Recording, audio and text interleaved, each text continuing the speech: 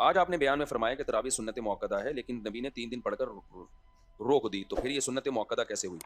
اگر نبی پڑھتے رہتے تو فرض ہو جاتی، سنت موقدہ نہیں ہوتی۔ خشیۃ ان تفرض علیکم، حدیث میں آتا ہے میں اس لیے چھوڑ رہا ہوں کہ تم پہ فرض نہ ہو جائے۔ کیوں ہوتی؟ دیکھو، انڈیا میں ایک شیخ الحدیث ہیں مفتی سعید احمد، بہت بڑے، اللہ نے ان کو علم دیا، ان کا ایک کلپ بڑا زبردست نظر سے گزرا، انہوں نے یہ بات کہی ہے اور بڑی زبردست بات کی ہے۔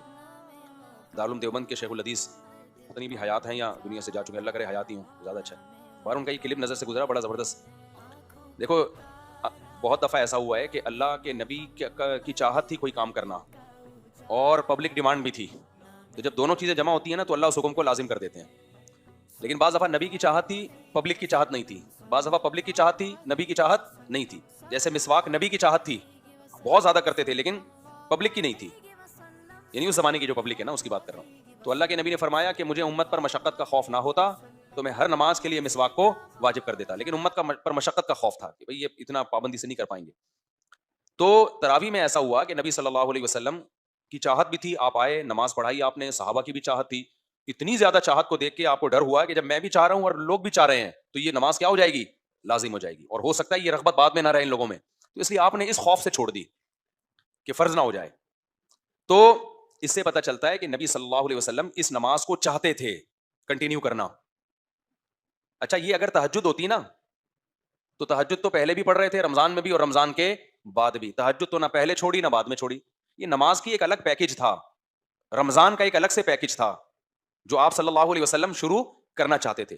اس خوف سے آپ نے چھوڑ دیا کہ امت پہ فرض نہ ہو جائے۔ سمجھتے ہو کہ نہیں سمجھتے؟ لیکن صحابہ کرام یہ بات جان گئے تھے کہ نبی پڑھنا چاہتے ہیں، نہیں پڑھ رہے، کیوں؟